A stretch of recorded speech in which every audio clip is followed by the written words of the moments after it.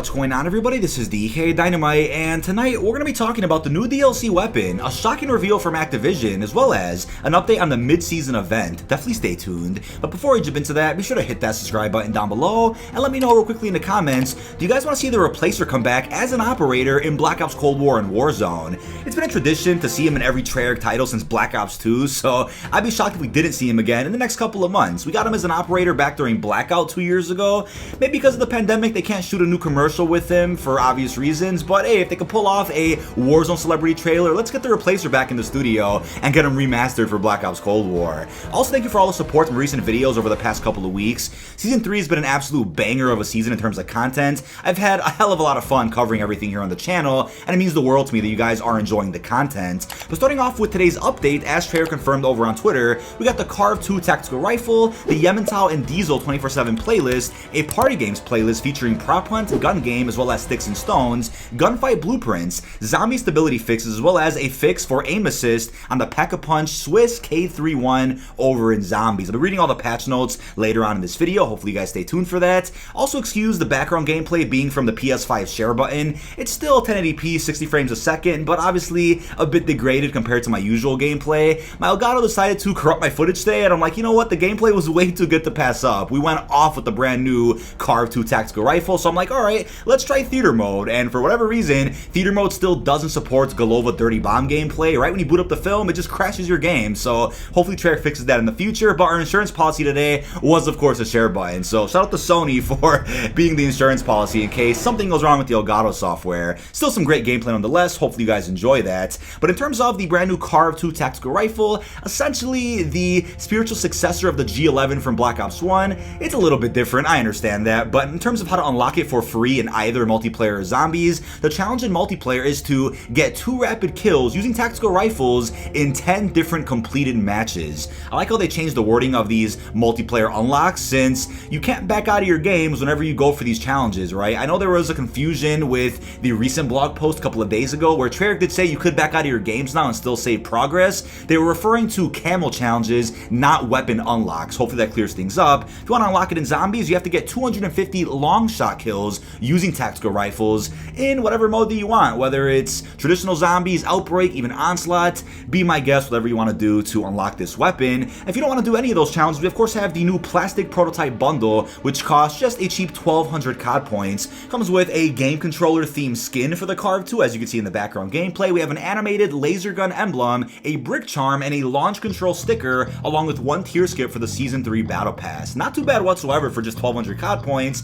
and has easily one of the coolest skins in-game right now, in my opinion. I've said this many times in the past, but every weapon in Black Ops Cold War is amazing. It doesn't always translate well over in Warzone because of the different statistics weapons in that game, I get that, but over in Black Ops Cold War, every weapon is ridiculous. I mean, they added in the LC-10, the FARA, PPSH, now this Carv 2. I mean, all these weapons are just disastrous over in 6v6 multiplayer, or any game mode that you're playing. I mean, everything is amazing, so Treyarch has just been nailing it with these DLC weapons over in Black Ops Cold War. But in terms of a shocking reveal from Activision, so out of nowhere, somebody named Jay on Twitter asked Call of Duty to add in 80s classic heroes like Rambo, Terminator, Chuck Norris. Call of Duty actually replied with a suspicious looking emoji, as you can see, but then all of a sudden they tweeted out asking about a player named Survivor John, tweeting out his statistics, his Warzone stats, and people out there discovered that player doesn't actually exist, so people were a bit sus about that, and the lad himself, the genius Eric Maynard, cracked the case here. So the stats match up exactly with John Rambo's kill count, and the amount of games played also match the amount of Rambo movies, and the name John is also Rambo's first name. So there you have it, all the evidence in the world for the fact that Rambo himself may be coming as an operator in a future update. Could be a surprise for Season 3 Reloaded, considering nearly all the operators got released already. I mean, they usually save at least 2 for the mid-season update, but we only have 1 left. So I'm like, alright, it could be a surprise dropping in the next 3 weeks or so. I also theorize Hudson could be a surprise operator during the Reloaded update, since he was in the intro cutscene for this season. They could save him for the next season, of course, that's without a doubt. Mason could pop up at any point as well. I mean, considering Adler is going to be brainwashed, Mason is an expert on that, so seeing him pop up and dealing with Adler's situation would make a lot of sense for the current story. Call of Duty just now follows 8 people on Twitter that have the last name Trotman, and fun fact for you, Colonel Samuel Trotman is a fictional character in the Rambo universe, so more hints towards a potential appearance of some some Rambo characters as operators. I'm hoping it is the actual John Rambo. I mean, how expensive is Sylvester Stallone to hire for Call of Duty? I mean, probably one of the more expensive actors I've ever worked with, and I'm hoping they don't pull a Mortal Kombat where they bring out Rambo's likeliness as an operator, but then they get a different voice actor to do the lines for him, because that would be a bit expensive. You guys know Activision could definitely afford getting Sylvester Stallone over in Call of Duty, so let's see what happens with that in the future. But now when it comes to an update in regards to the mid-season events for Season 3, we have an update from Zesty COD Leaks over on Twitter, who is claiming that there is some information already out there about this new mid-season event for Black Ops Cold War specifically. He said there is a new major event coming called X2 that will feature the armored train and ambushes.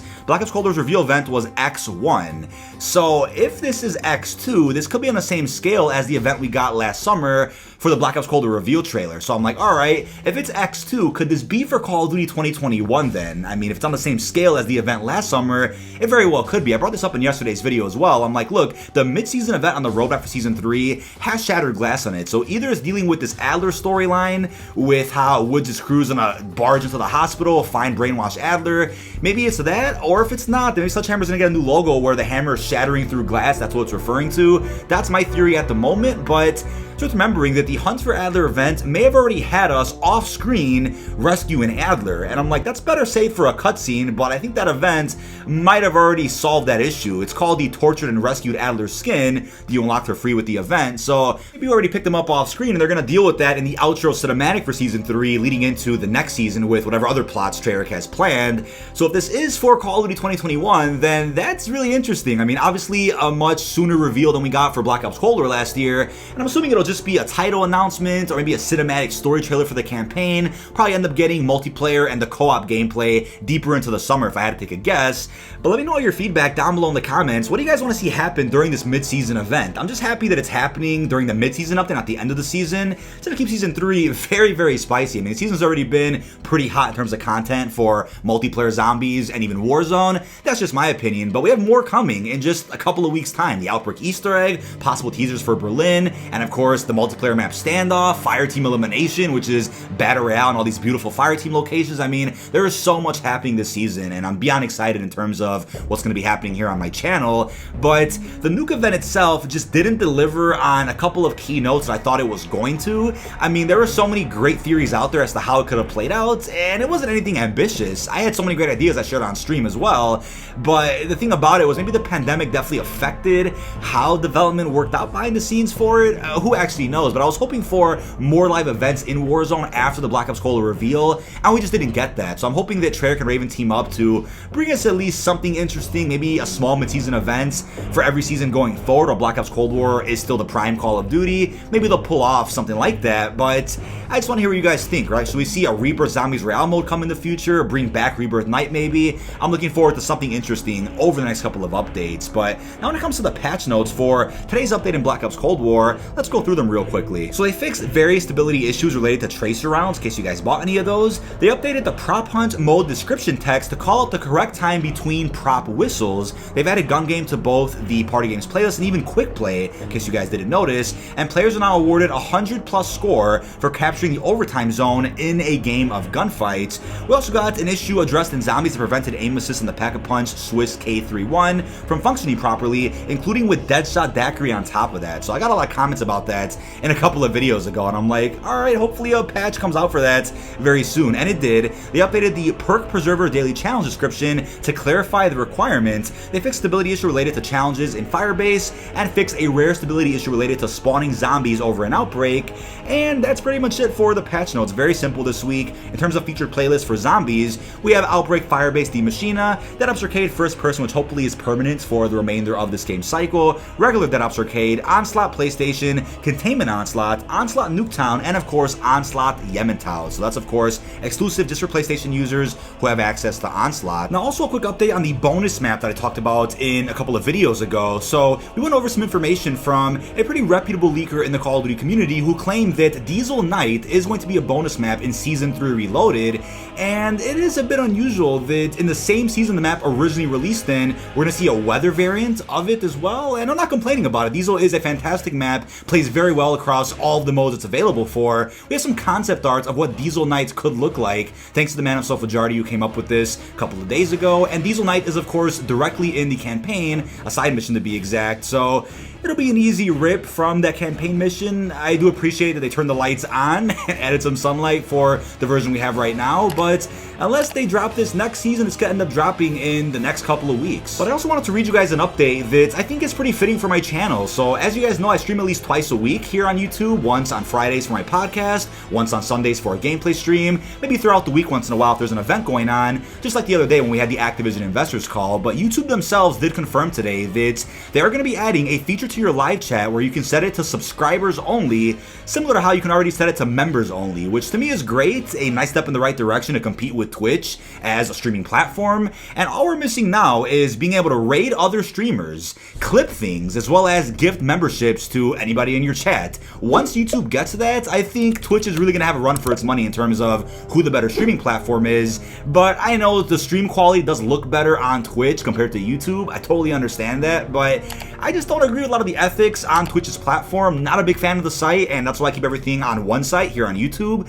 And I think it's easier that way, to grow at least. I mean, keeping everything on one site with videos, streams, the podcast, I think that's just the way to go, at least for me doing Call of Duty content. But other people out there have great success in being able to post Twitch highlights on a YouTube channel. I mean, that's a great way to capitalize on the business. Leave all your thoughts on this down below in the comment section. This has been dkdynamite. What are your thoughts on the brand new Carv 2 DLC weapon, the shocking reveal from Activision about Rambo coming to Warzone? How do you feel about the mid-season update also dropping in the next few weeks? And what do you think that could entail? Really hope you've enjoyed, and peace out, everyone.